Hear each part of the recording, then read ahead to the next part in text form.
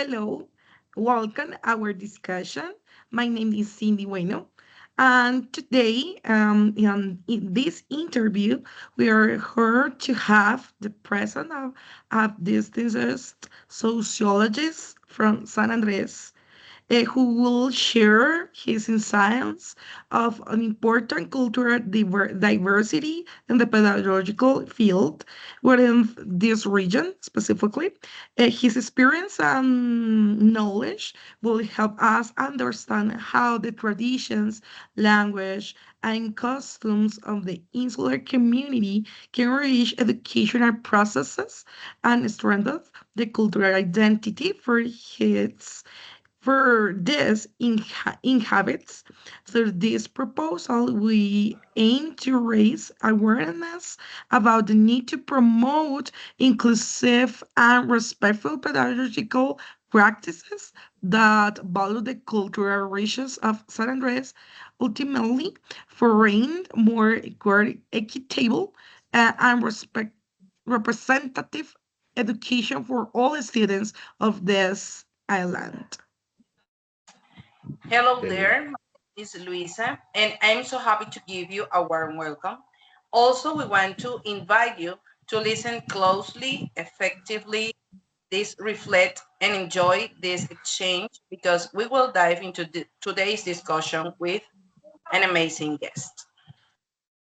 Hello, everyone. This is Yeritza speaking. Today, we are honored to have Salmo Suarez, an experienced sociologist from Universidad Nacional de Colombia, whose ideas and background will open up an engaging conversation. We are completely sure he will be giving us an enriched discussion. Welcome to the discussion, Salmo. Okay. Thank you. Good evening, first of all, and thank you, yours, so much for the invitation. I'm glad to participate in this program, and I hope that my answers fulfill your expectations. Okay, good. Could you please tell our audience who Salmo Suarez is or tell us about your experience? Well, my name is Roy Salmo Suarez Torrenegra. I am a natural born Islander from San Andres. And I'm a sociologist. I did my bachelor degree at the Universidad Nacional de Colombia, Bogota, and I recently finished my master's degree in sexual and reproductive health in Universidad del Bosque. I like to work all the problems from the archipelago as a whole, not to like nitpicking all the problems. You have to work every problem as a whole, and all I was like put my body as a whole, my mind as a whole to work the problems that happens here in my home, the archipelago. And what else I can say? Well, I'm pretty nervous, so if you want, we can start, right? Oh, that's okay. Salmo, thank you for being here with us. Tell us from your experience as a sociologist from San Andres, how do you perceive the importance of integrating the island cultural diversity into pedagogical approaches in the region? And okay. So from my perspective, not only as a sociologist, uh, because I'm a racial as well, so I believe that integrating the island cultural diversity into pedagogical approaches is fundamental. Why? It not only strengthens the student's sense of identity and belonging, but also validate their linguistic and cultural identity and belonging, but also, validate their linguistic and cultural heritage as a source of knowledge. You don't need like to reference another, for example, American culture, like European culture. No, you are validating that the place they are living in the moment, so they can cross-reference what they're learning versus what they're seeing in real time. So that is like not what I believe. Okay, that's a very insightful point, and it highlights how education can become a bridge between knowledge and cultural roots, giving students a stronger sense of who they are, of course. Well, Salmon, in your opinion, what are the main challenges faced by teachers in the island when trying to incorporate the local cultural elements of San Andres into their teaching methodologies?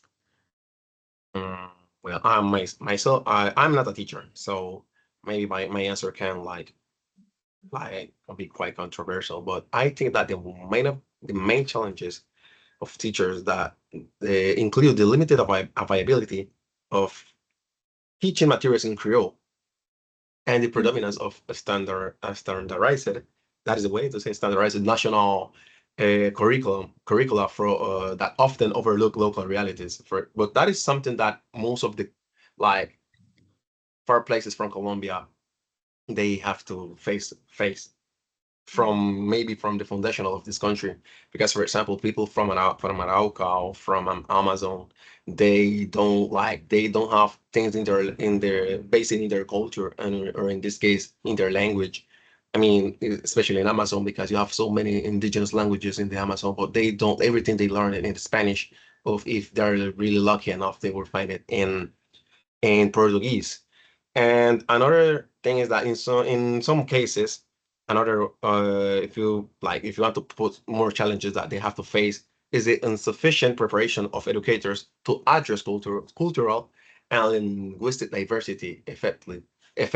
Because, for example, most of the teachers they are just like they just focus in their fields of expertise. For example, math teachers is math numbers, social science teacher social science teacher, and it would but the thing is that they don't have like for example if they want to teach like for example biology in Creole, they face a huge challenge. Why? Because they don't even teach it in English, that is the base language of this Creole language that we have here in the archipelago. So they don't have like the preparation, not because they don't want to, it's because they don't have the ways to prepare themselves to teach the kids. So that is Yeah. like what I believe. Yes. Mhm. Yeah, that really underscores the gap between national policies and local realities. It shows how crucial it is to adapt resources and training so teachers can truly respond to the community's needs. So, can you share any examples or experiences from the community that reflect successful pedagogical practices in engaging with the island cultural diversity? Okay, well, I believe that you have many schools that they can they you can show us a successful example. For example, many of those schools like you can find like in community-based initiative where teachers incorporate oral tradition, local music, storytelling in their classroom. So I believe that these practices have fostered higher levels of engagement as students see their own culture reflected, valued, or can I say like appreciated within formal education. For example, if they learn a song like a really popular song right now here in the archipelago, and you, for example, use it as a base to explain whatever the problem we have right now, they will go outside and realize that what they're learning inside of the classroom is not so far from what they learn. How can I explain that? What you're learning is really useful because you are experiencing it. You see it in your daily basis. But you have certain schools that do it that often. You have the First Baptist School, and then you have like how do you call this one again? Sorry, I've been 1 year in Japan, so I don't remember most of the schools right now. But this one of those that frequently is the First Baptist School. You have the Philly Big Man, and then you have the Antonio Santos El Rancho. They usually do that stuff, and Flowers Hill as well, and Brooks Hill. Okay, thanks. It's interest because it shows how bringing local traditions into the classroom doesn't just perceive culture, it also sparks students' motivation and makes learning come alive. That's right. And Salmo, how do you believe education can contribute to promoting interculturality and respect among the different cultural communities of the archipelago? Okay, like education can contribute promoting interculturality. So I believe that education can contribute like significantly by promoting intercultural dialogue and encourage critical reflection on diversity and cultivating respect among the different cultural groups of the archipelago. We do not only have tribal people, we have people from all over countries like Germany, we have Italian descendants, we have Polish descendants, we have Arab descendants, we have people from Colombia, from there, Paisas, people from the coast. So you have like to one of the things that we have to as a whole. And in doing so, schools become a space of mutual recognition and social cohesion. Okay, a very interesting and powerful vision, and it frames education not only as academic training, but as a social space where respect and cohesion naturally grow through shared dialogue. Thank you so much for that answer. Thank you. Okay, So, Salmo, one last question. What hmm, role do the traditions, language, and customs of San Andres play in building an inclusive pedagogical curriculum? okay, customs, tradition, and languages are central elements in building an inclusive curriculum. Why? Because they provide the foundation for pedagogical approaches that are not academically, like stringent, rigorous. That is the word, but they're Mhm. also culturally responsive, and that ensure that the education will remain relevant to the lived experience of the island communities. Okay. Exactly. When traditions, language, and customs are placed at the heart of education, the curriculum becomes more, both rigorous and meaningful, truly reflecting the life and identity of the community. Thank you so much again for this participation. Yes, thank you, Salmo, for being here with us. To sum up, this interview highlights the importance of cultural diversity in education in San Andres and Providencia.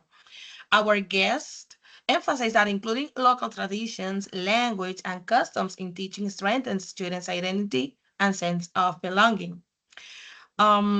Education is seen as a key driver for intercultural dialogue and social cohesion, making the curriculum more relevant to the lives of the island communities. Salmo, thank you for being with us today and giving us such an enriching discussion. It's been wonderful to hear your insights, and I know our audience has enjoyed it too.